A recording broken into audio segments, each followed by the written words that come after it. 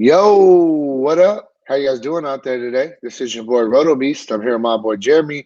We're here to present you our NBA morning shoot around for Monday, February 10th. If you're new to this channel, please make sure and click the subscribe button below. This way you can watch all of our NBA, NFL, and MLB videos. And if you haven't came and checked out our website here at dfscheatsheet.com, you're absolutely missing out. We have all the tools to help you compete with the pros day in and day out, including a complete optimizer, tons of content, daily FanDuel and DraftKings cash lineups. Hey, we're truly a one-stop shop for all your DFS needs. So make sure to come check out the site here at dfscheatsheet.com. So what up, Jeremy? How you doing out there, bro? I'm good, man. How are you? What's up? Doing pretty good, bro.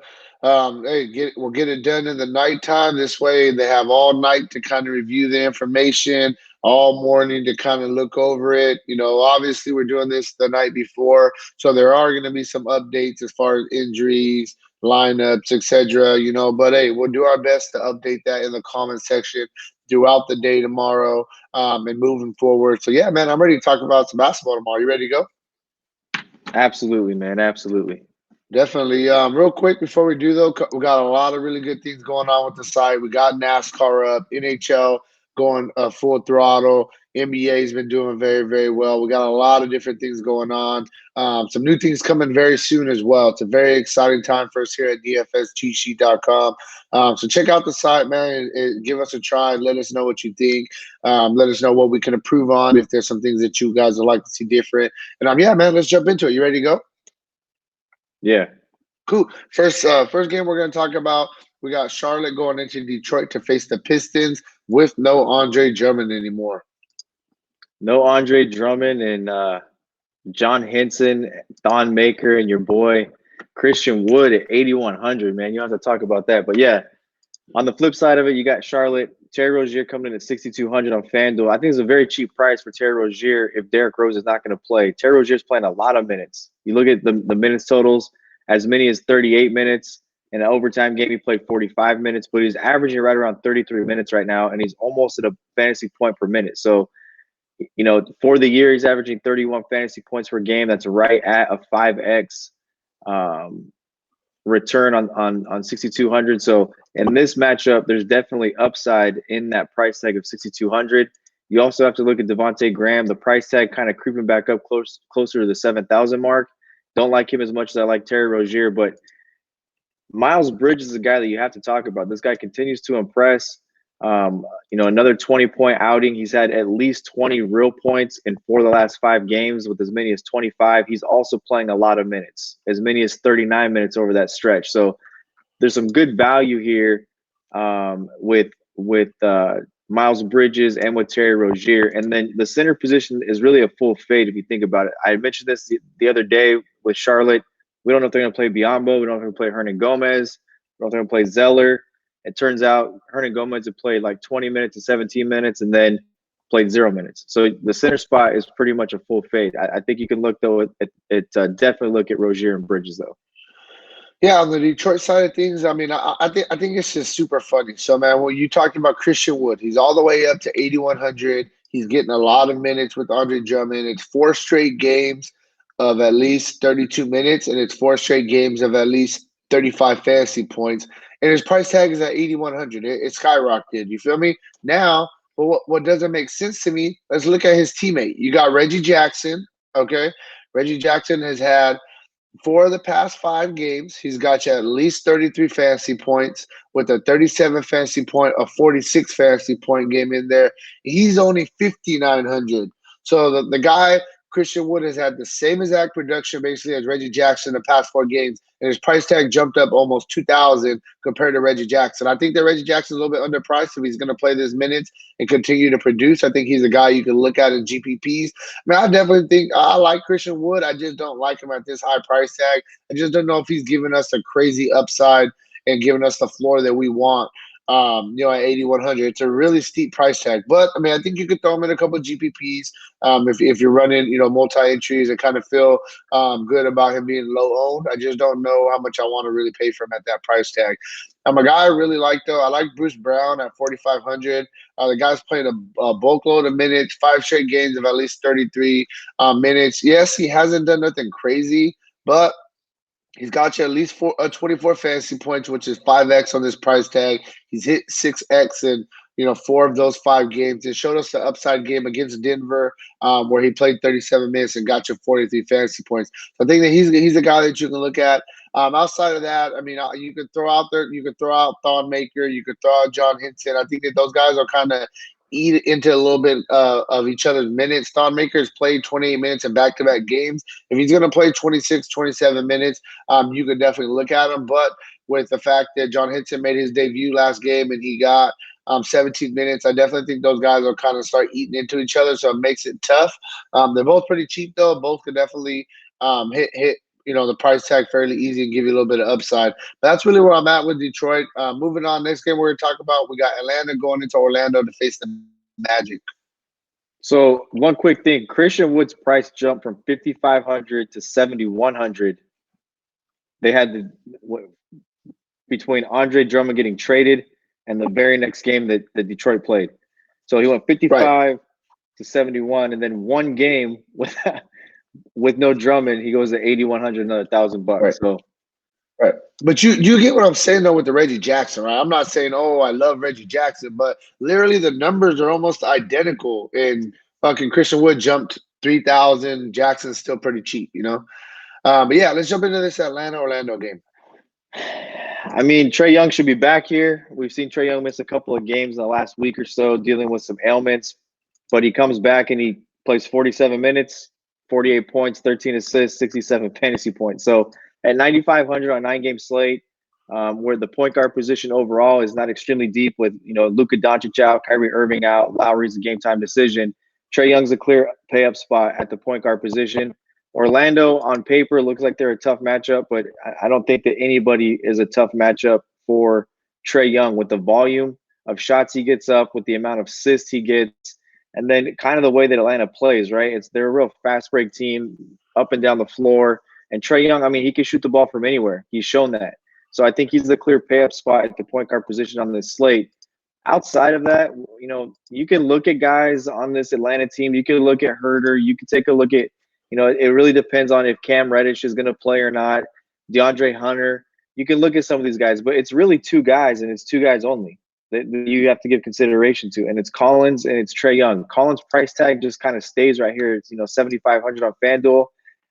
He had 32 points today. He played 49 minutes. And that is, in my opinion, something to monitor with both Collins and with Trae Young to be careful with on the slate. Is they just both played almost 50 minutes, and they're playing on the second end of a back-to-back tomorrow. So it is something to take into consideration. You could possibly look at Jeff Teague in tournaments. The only problem I have with Jeff Teague is in 2 very obvious spots where Trae Young is sat. He's only produced 18.8, and I believe 16 is what he produced in the other start, right? So he hasn't produced very many fantasy points in obvious starting spots. This could be a spot where you can roll him out in tournaments. He's only 4,000, knowing that Trae Young played 48 minutes today, is the second half of a back-to-back tomorrow, and he has been dealing with some ailments. So that's kind of where I'm going to keep it, is with those 3 guys. I just don't think you can, you can play. Why did Dwayne Dedmon go? Why'd they go back and get Dwayne Dedmon? I don't understand that. Do you? Yeah, it doesn't make sense to me, especially when you just got Capella. I mean, that's what doesn't really make sense to me either. I just don't understand what they're doing. They had him. Sure. Yeah, for sure. Let him go, and then now we're gonna trade and waste stuff. Yeah, no, I get you. I really like targeting Atlanta. They're a team I've targeted all year. They're a very young team, fast-paced team. I like some of these Orlando guys, man. You can start Markelle. I mean, I'm going to be honest with you. All these guys are basically GPP plays for me, but I definitely think you got to consider him. Markelle Fultz, he's playing a boatload of minutes, 5,700, very fair price tag. Evan Fournier, going against Atlanta, playing 30-plus minutes. I think he's a good play at 5,600. Aaron Gordon at 6,300. He's had a couple of really upside games recently. The price tag is right there, very fair. Vucevic, man, 8,600. Capella's out. I think this is a spot where he can have a really, really good game. Back-to-back really good games against Milwaukee and in New York. He's playing very, very well. And then lastly, a guy off the bench I think that you could look at. I think you could look at Michael Carter-Williams. I mean, the guy's 4,600. He's had 3 straight games of at least 26 fantasy points. He's going to play you right there, 24, 25 minutes. He's just a guy. I'm not like, oh, go play Michael Carter Williams, but he's a guy that's going to be very low owned on the slate. He's been getting pretty consistent run. He's a guy that you can just look at as a kind of a cheaper guy to fill in GPP spots. But yeah, that's really where I'm at with Orlando. Definitely like the starters mainly going against this young Atlanta team. Moving on, next game we'll talk about, we got Brooklyn going into Indiana to face the Pacers. I would mention Terrence Ross also. He's had at least 27 fantasy points for sure. The last 3 games, man. For sure, yeah. No, Terrence Ross is one of those guys. Any night he can have one of those nights for sure. Yeah. Brooklyn, I mean, the big news is we still don't have any Kyrie, right? I don't know what Kyrie's deal is. Maybe he doesn't feel like he has good enough teammates to play with, so he's just going to sit it out. I don't really know, right? I mean, I think he's missed more games than he's played this year, it feels like. So for sure.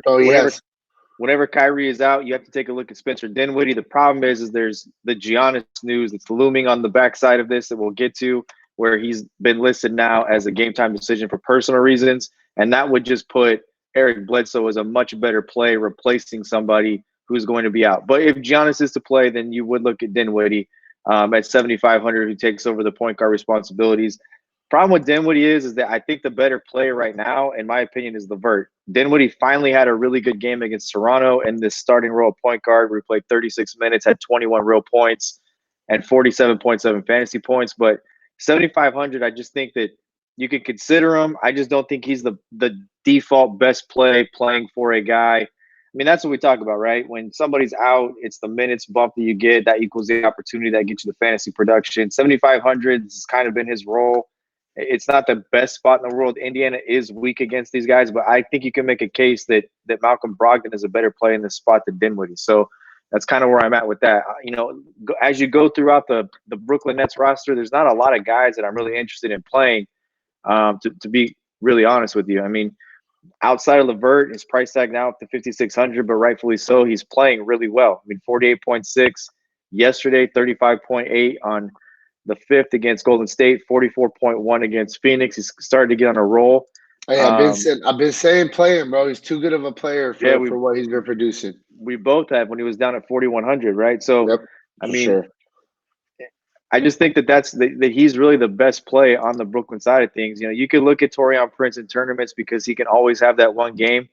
But, I mean, Jared Allen in this spot at 5,400, no thank you. I mean, going against Sabonis and Miles Turner, no thank you. And DeAndre Jordan, it's just not there for me with DeAndre Jordan. So, to me, it's LeVert. You could possibly look at Dinwiddie in tournaments, but that's really it. Yeah, for sure. I mean, I like bigs going against Brooklyn. I've been doing it year after year. I've been doing it this year, and it's been working out for me. I'm going to continue to do it. I really like Sabonis. I think he's in a good spot right here. I like Miles Turner at 5,800. I think he's a guy that you can look at in GPPs. Outside of that, I mean, you talked about him. Malcolm Brogdon, 6,500 is a very, very good price tag. The guy's a very good player. He's playing right there around 32, 33 minutes a game. It's going to give you a really solid floor, man. The guy does a little bit of everything, has triple-double upside. Definitely think he's a really good play in this spot. I'm going to continue playing Victor Oladipo, man. 5,300. Rested last game. The minutes are trending in the right direction. Every game he's played a little bit more minutes since coming back. 20, 22, 23, 25, 27. Pretty soon he's going to play that 30-minute game. And yes, the production hasn't necessarily been there, but if Victor Oladipo is an all-star, you know, just like we talked about Karis LeVert, Victor Oladipo is a better version of him. And the guy definitely has 45 fantasy point upside any night, and I definitely think he's going to have a breakout game very soon. I can see it in this spot and going against a young Brooklyn team, especially if we're going to get him for 29, 30 minutes. You know, the minutes have been trending up. So I like Victor Oladipo, definitely more of a GPP play until we get a little bit more consistency out of him, but I like him. And last but not least, 5,500 for TJ Warren. He's a guy that's going to play 30-plus minutes. They really like this guy. I've played this guy since last year with the Suns. He's a really, really good player. I think it's a very fair price tag. I think that he's a guy that you can look at in GPPs as well. Oladipo was cleared for 28 minutes last week, so he hasn't hit that mark yet, right? But he was cleared for 28 minutes, so that's right. Keep an eye on that. Yeah, I mean, he played 27 last game that he played, so like he's really close to the 29, 30-minute mark, and it's a very fair price tag, you know? And he's going to go off. No, yeah, he's going to go off for sure, and I want to be the guy that have him when nobody else has him, you know? Moving on, next game we're talking about, we got Minnesota going into Toronto to face the Raptors. Oh man, where do you start, right? I mean, where do you start? Is D'Angelo Russell going to play? Is a game time decision? I heard yesterday that Minnesota's been trying to pair Karl Anthony Towns with D'Angelo Russell for the last 2 seasons. Have you heard? Did you hear that? I didn't hear that. No. I thought that was crazy because they didn't really seem like they tried to go after him when he was in Brooklyn or he was with the Lakers. They didn't offer anybody up. I mean, I would take Wiggins. I'm a Laker fan. I would have taken Wiggins. I think it'd Oh be a yeah, I nice like piece, right? Wiggins, bro, Be a nice for piece to sure. go I along like. with what they've got going on. But anyway, I mean, look, you could look at Karl Anthony Towns. Really, this is for any center a really good spot for Karl Anthony Towns or any center playing against these guys right now. A true center. Karl Anthony Would Towns, man, the problem with him is he just spends too much time on the perimeter trying to take shots that he just has no business trying to take. So right. he can get you 5x, he can get you 6.5x, he can do that. I just know that if Karl Anthony Towns would go put his back to the basket, especially in this matchup without a true center, he's going to be playing against Ibaka. That's a real mismatch for Ibaka.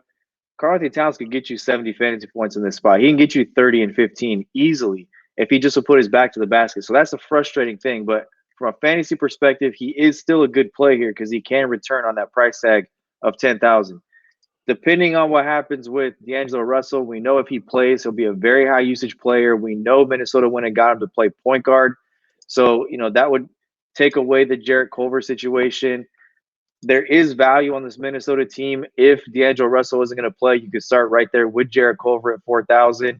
You could look at some of these other pieces these guys have, but to me, it's wait and see what happens with Russell. And I think no matter what, you have to look at Towns here. It's only 10,000.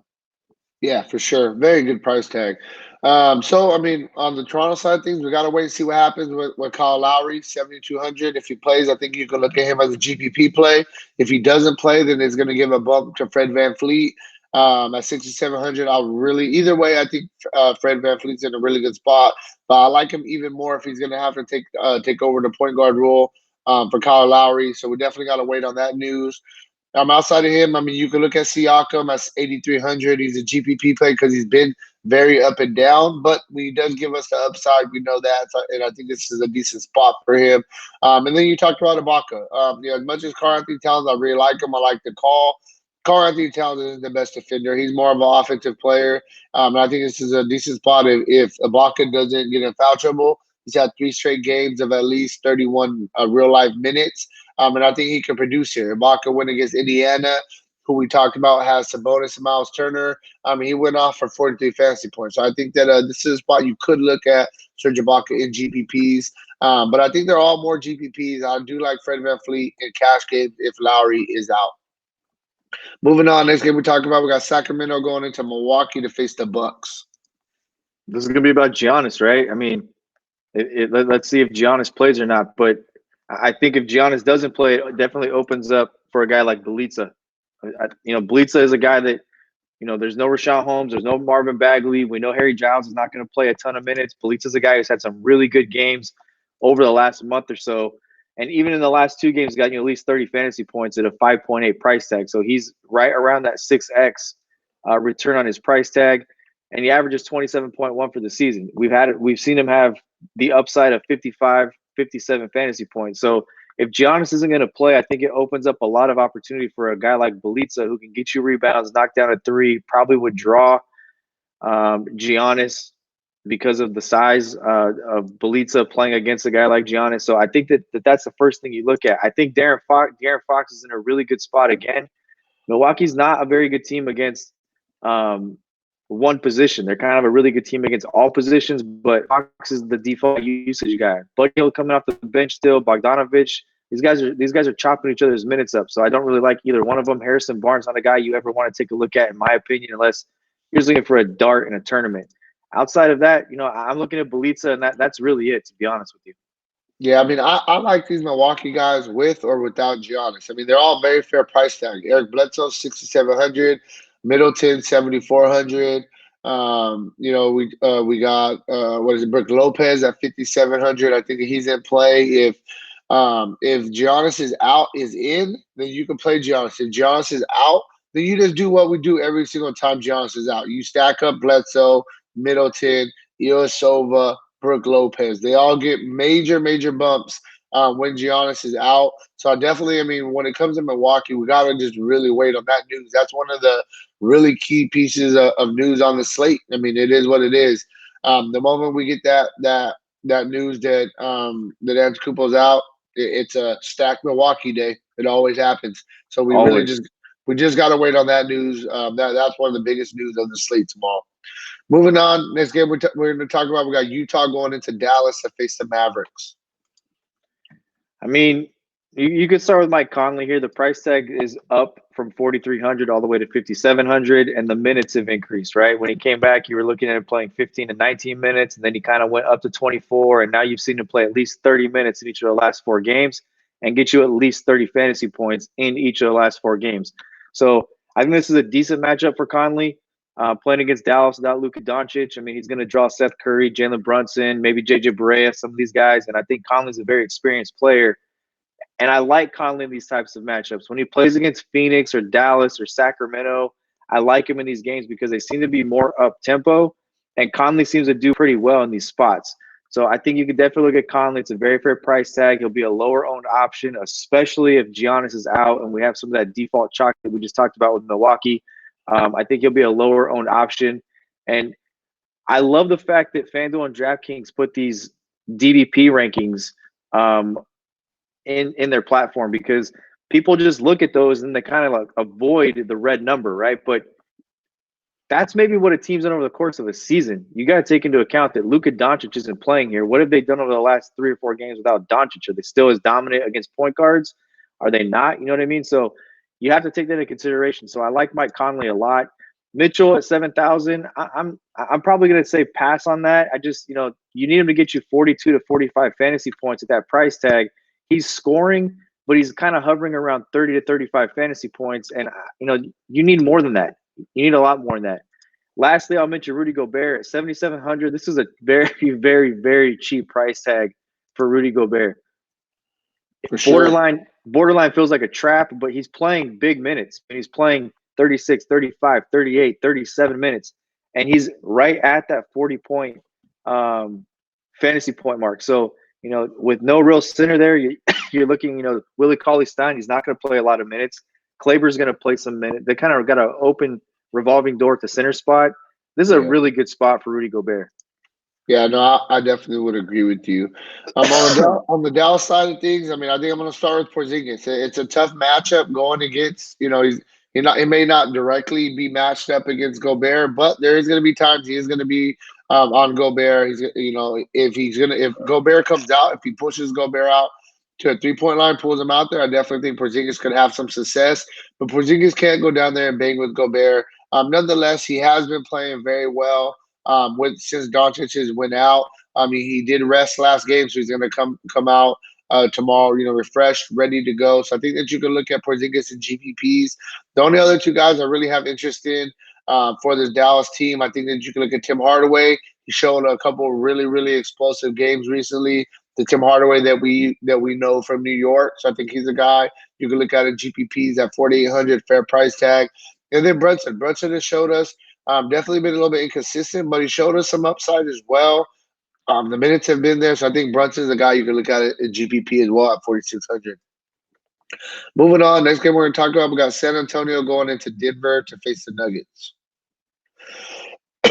I don't know why I always get on San Antonio. I don't know why I've always got to talk about this team. I have no interest in San Antonio outside of DeMar DeRozan, and I'll say it's like a broken record. You could probably put a clip together of the last 10 videos we've done where I've talked about San Antonio. DeRozan, LaMarcus Aldridge, I'm moving on because you have no idea. Yeah, no, for sure. Anybody else in this lineup, you have no idea how many minutes Murray's going to play. You have no clue what they're going to do from a minute standpoint. You can play DeRozan and you can play LaMarcus Aldridge and you move on.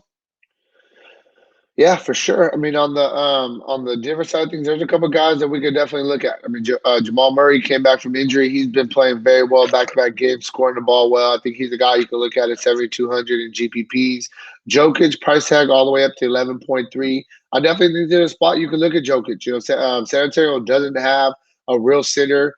Jokic has been on absolute fire right now. He's on a real big-time tear. So I think that Jokic is a guy that he's probably the guy that I would look at Denver before anybody else. I mean, the guy is just playing out of his mind right now. Like I said, Jamal Murray. The only other guy I think that you could look at, with Barton being out, with Michael Porter being out, the guy who's been getting some extended run. Well, there's two guys, but the main guy has really been Torrey Craig, back-to-back games of 36 and 31 minutes. Yes, it hasn't been. He hasn't had no crazy production game, but the fact that the minutes are there at 3,600. I mean, all you need is 18 for value. I definitely think he can get there if he's going to get a start again. So I'm really just going to stick with those three guys. That's really where I'm at with Denver. Moving on, next game we'll talk about, we got Phoenix going into LA to face the Lakers. This is really easy. This is really easy, right? I mean, you can look at Rubio, you can look at Booker, you can definitely look at Kelly Oubre, and then you have to wait and see what's going to happen with DeAndre Ayton. They have no big guys. Talking about Phoenix, right? Aaron Baines listed as a game time decision, but doubtful. They no Saric, no Kaminsky.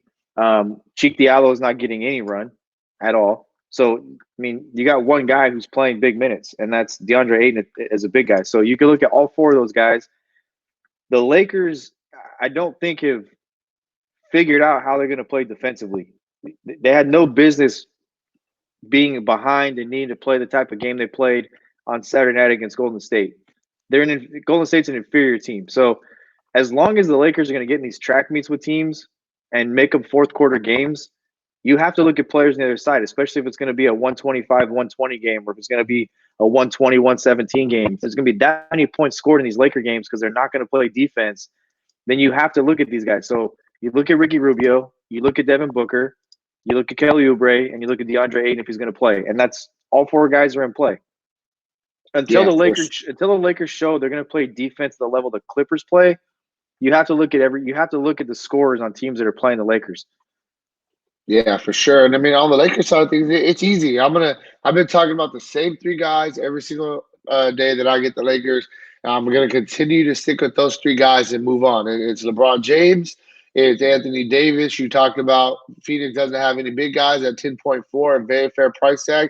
And I'm going to continue to play Kuzma, man. I understand Kuzma's definitely been up and down this year, but he's had a lot of upside games. He's going to play you around 25, 26 minutes.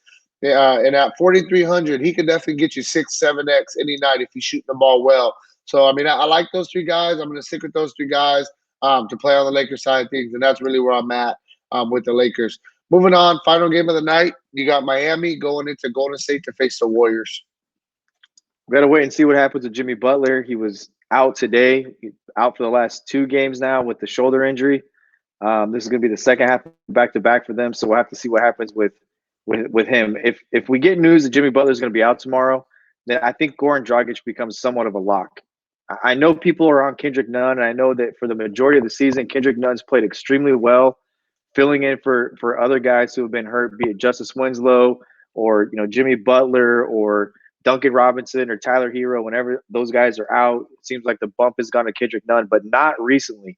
I mean, recently you've got to take a look at Goran Dragic, and this is a very cheap price tag for what Goran Dragic has done over the past 5 games. He's a veteran. I'm not trying to interrupt you, but he's a veteran, and we know what we can get from Dragic. I just feel like Goran Dragic has kind of just figured it out and said, I'm going to assert myself. Enough's enough. I'm a good basketball player. I mean, 27 points against Portland, 24 against Philadelphia, 23 against Boston. I'm talking about real points, not fantasy points, right? Right. Monster game for him at 43.3 against Portland the other night, 39.6 against Philadelphia, 35 against Boston. And this is a team that doesn't have a point guard right now, really. I mean, who's playing point guard for them? Damian Lee? I mean,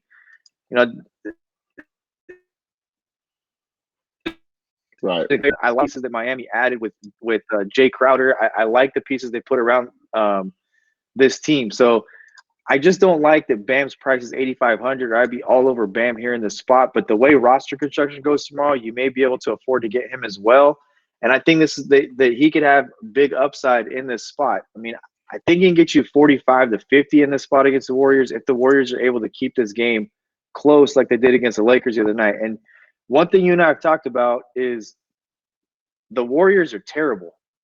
They're putrid, but they're competitive, and they keep games close. And from a fantasy perspective, that's important because when you look at a game and you understand that the spread is 10 or the spread is 9.5 or it's 12, but you know that the Warriors are going to compete for 3.5 quarters, then everybody else will fade this spot, and you can get guys in this game at lower own, especially a guy like Bam, right? If this spread in this game is 10 or 12 and 8,500 for Bam in a game that might blow out, people aren't going to take a chance and pay up on it. So, I like Dragic and I like Bam if Jimmy Butler's out.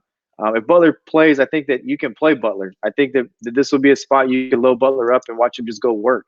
8,100 is a very cheap price tag. Be a very nice pivot play off of Devin Booker, who's 8,000. So those are really the three pieces I'm looking at. Jay Crowder, well, I'm kind of in a wait and see with Crowder. I like the price tag of 4,200. I like that they went and got him. I like that he played 34 minutes against Portland, had 18 points and 11 rebounds. It's a very fair price tag here for Crowder. So I'll throw him in the mix as well. But again, this is another spot where we've got to kind of see what happens with Jimmy Butler. Yeah, man. I mean, for me, on the Warriors side of things, Andrew Wiggins, he's came to the Warriors and he's had a couple, good games. I think Andrew Wiggins is a guy that you can look at. Draymond Green, if he plays, he's a guy that he was a late scratch last game against the Lakers, which probably killed some people's lineups. He is a GPP play, but the guy has been playing pretty good, man. Over the past 12 games, he's averaging you about 34 fantasy points. That's basically what you need for this price tag, and he's showing a little bit of upside as well. So I think that Draymond, if he's going to play his regular 28 to 30 minutes, I think that you can look at him as a GPP play. Wiggins is honestly the main guy that I'm really interested in, though, in this spot is Wiggins. I think that Wiggins is going to continue to be that guy that they're going to need to score. The other guy that I'll look at as well is I'll look at Kai Bowman. They brought him back. Last game against the Lakers, he played 29 minutes. He got you 25 fantasy points at almost a bare minimum price tag. You need 19 for value. I definitely think he can get you 25 or 27 fantasy points, which would be 6x, almost 7x. So he's a guy I think that's interesting as a pay down spot at point guard if he's going to continue to get the run. But that's really where I'm at. I'm not crazy interested in Golden State, especially Miami's a pretty decent defensive team as well. So I think that's really where we're at with this video. If you want a more in-depth analysis on today's slate, make sure to check out the site, dfscheatsheet.com. And hey, good luck on your guys' contest tomorrow, right? Peace out.